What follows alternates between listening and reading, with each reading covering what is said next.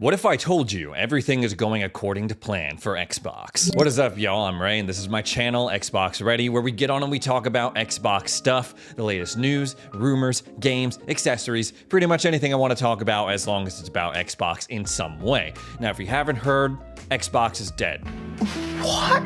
That pretty much catches you up, but let's go over why people are saying that. Specifically, people are saying that the Xbox console is dead, and there are a few reasons for that. As the years go on, people believe that there are less and less reasons to buy an Xbox console. We're of course heading towards a future where there are probably not going to be any more Xbox console exclusive games, and if there are, they're going to be very, very few. The majority of the Xbox exclusive heavy hitters like Halo, Gears of War, Forza, Flight Sim, Age of Empires even, are either already making appearances on PlayStation consoles or are going to in the future, and Microsoft insists that anything that can access Xbox games is actually an Xbox, not just consoles. Now, of course, some of that refers to, oh, I can play Xbox games on my PC through either the Xbox app, or I can buy Xbox Game Studios games through Steam and play it that way. Same thing with PC handhelds like the Xbox Ally, the regular Ally, the Legion Go. But a big chunk of that also refers to Xbox Cloud Gaming. Any device that can go to xbox.com/play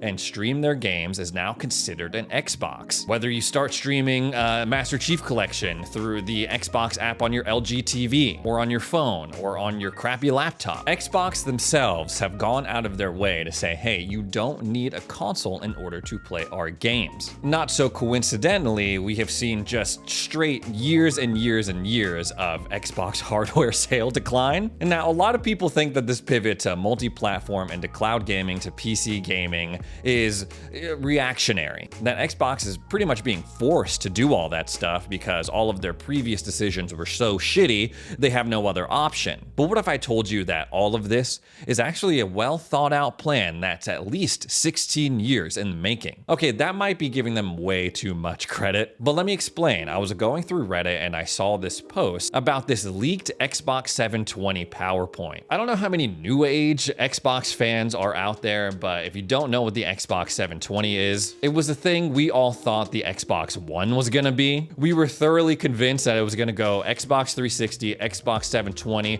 Xbox 1080. Now, this PowerPoint has been floating around for a while now. You can find articles dating back to 2012 talking about this, being like, is this real? Is this fake? And then at the beginning of 2024, all of the major gaming news outlets started covering again. We're like, yes, these were indeed real. So I'm going through again this almost 16-year-old presentation about the Xbox 720, but it's not just about the Xbox 720 or what would become the Xbox One. No, a lot of the language about how they felt Xbox was gonna go as a brand heading into the future, eerily similar to how they're trying to position themselves today in 2025. Now, of course, the Xbox One will forever be remembered as where it all started going wrong for Xbox under Don Matrick. But check out this little table that they have. By 2015, they were hoping that you would be able to enjoy the complete Xbox experience anytime, anywhere, any screen. You'd get access to the latest and greatest experiences without upgrading your hardware.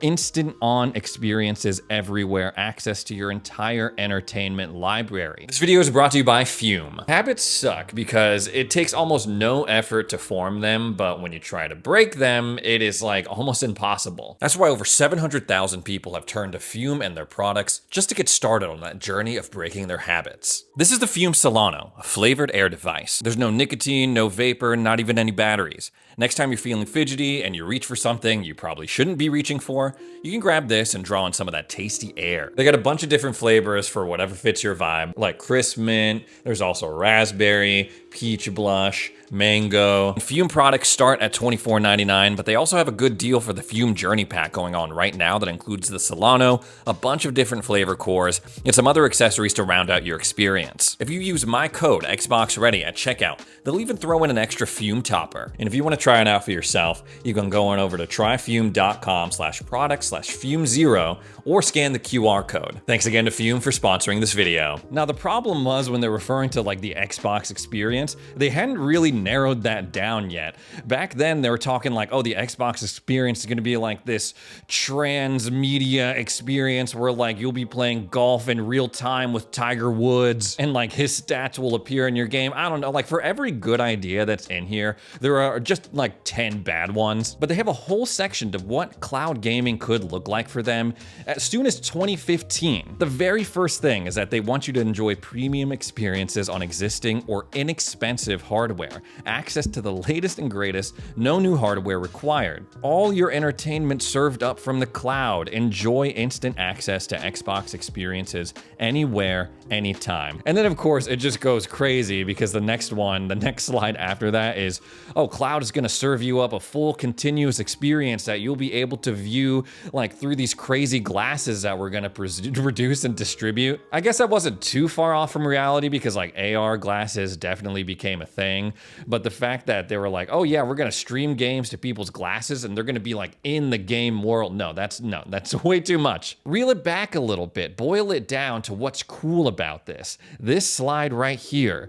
Access the latest games without needing to upgrade your hardware. Now, say what you want about cloud gaming, always online gaming, digital ownership. When you boil it down to this thing right here, being able to play the latest games without having to upgrade your hardware, without buying a freaking $1,000 Xbox handheld or a PC or a $700 PlayStation 5 or a $500 Nintendo Switch. That in and of itself, being able to play the latest games without having to blow money on a bunch of expensive hardware, that the core premise of that is a cool idea, but of course the execution has been up and down so far. Ultimately, the problem with this pitch deck, the entire problem with the Xbox One generation in general, was that Xbox was all over the place. They couldn't focus, they couldn't pick one thing, and they were chasing trends. Because yeah, a big part of this pitch deck is Xbox cloud gaming, or what it could do for the platform, but another 60% of it is the Kinect, serving up AAA gaming experiences that somehow incorporate the Kinect because Xbox thought everyone was gonna want that because of the success of the Nintendo Wii. A big portion of this is also focused on this idea that people are gonna wanna use their Xbox for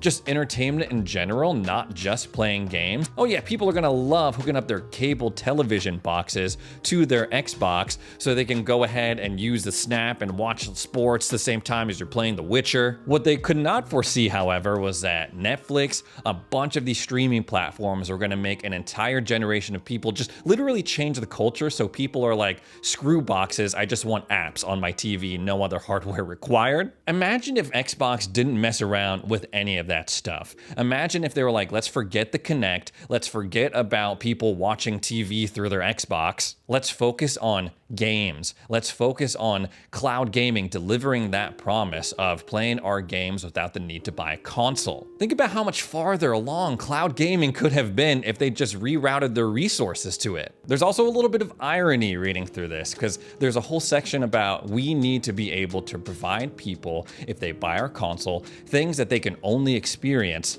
on Xbox, not any competitors' stuff. Well, and that includes PlayStation, Nintendo, but also Google and Apple. And that unfortunately brings us back to the fundamental question that is on a lot of our minds. What is the reason to buy an Xbox right now? What is the experience that we are getting as fans that you can't get on other platforms? It used to be the exclusive games, but now that that's not a factor anymore, what's gonna drive people to buy Xbox hardware? And this PowerPoint, they pitch it as, okay, you should buy an Xbox because it is your one-stop shop for all of your entertainment. Games, cable television, movies, music, working out. They could still sort of achieve that with the next Xbox that's supposed to be more like a PC, Project Magnus. But instead of trying to encompass all of entertainment, no.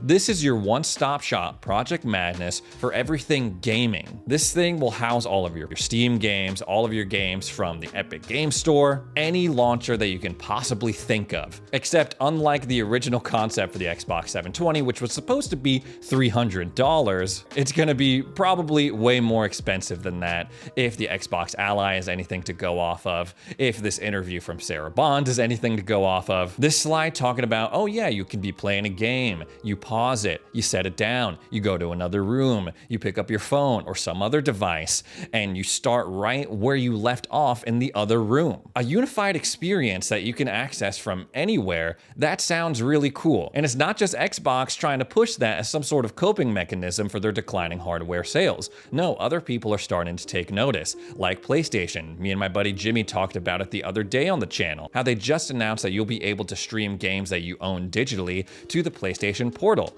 This led to people buying the PlayStation Portal, actually. A unified ecosystem that you can access from multiple devices, that sort of thing is in demand. The one thing that Xbox has to keep up with, though, is the games. You can put Xbox games on whatever. PlayStations, Switches, PCs, cloud. It won't matter though if people don't think the games are good. First-party output from them has been a lot better over the past couple of years, especially. It's not like those early days of Gen 9. They've shown that they can release a steady cadence of games. And in 2026, they're on track to release some really good ones too, like Halo Campaign Evolved, the new Fable game, hopefully, the new Gears game, hopefully, new Forza, okay, hopefully. Sure, it may not be to the point where their exclusive games are going to drive people to buy Xbox consoles anymore, but they still need to be good in order for people to sign up for Game Pass, in order for people to use the Xbox cloud gaming servers, in order for people to want to download their games on PC.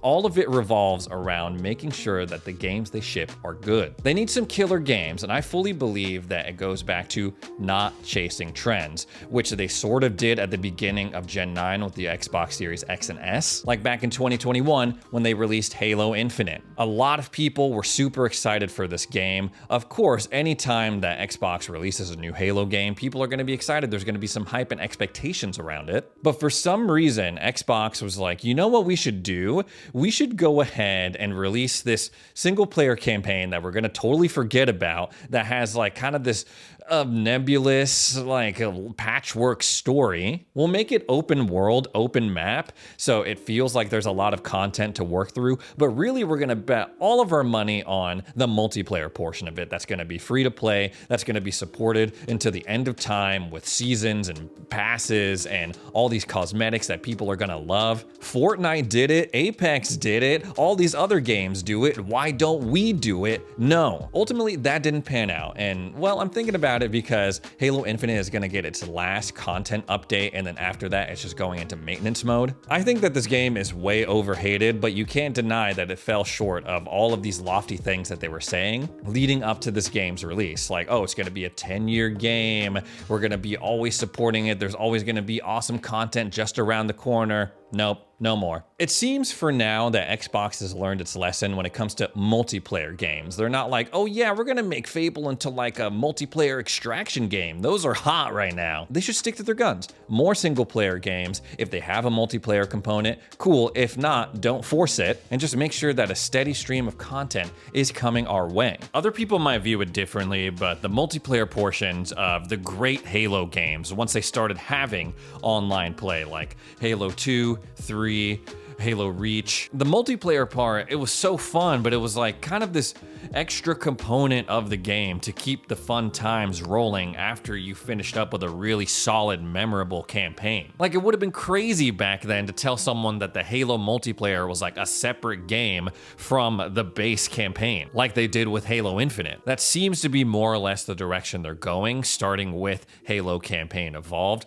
There's not going to be any multiplayer except for campaign co-op, and with this latest content update for Halo Infinite coming, 343, or now Halo Studios, reiterated that there are multiple Halo projects in the works. I'm hoping that, of course, includes a continuation to the mainline story of Halo, but also some offshoot projects like maybe another ODST game, maybe another Halo Wars game. Also, if you look at Xbox Game Studios' output over the past like year and a half, pretty much all single player with some outliers here and there. Doom the Dark Ages Indiana Jones, South of Midnight, Avowed, Outer Worlds 2, go back even further, Starfield. It seems like they tried it with Halo Infinite and Redfall, and after that they were like, no, okay, we just gotta get back to delivering some single-player focused games. That seems to be way easier. Like, it's crazy to gamble on a multiplayer game in 2025. How many multiplayer games? Yes, they're super popular. They make a ton of money, like the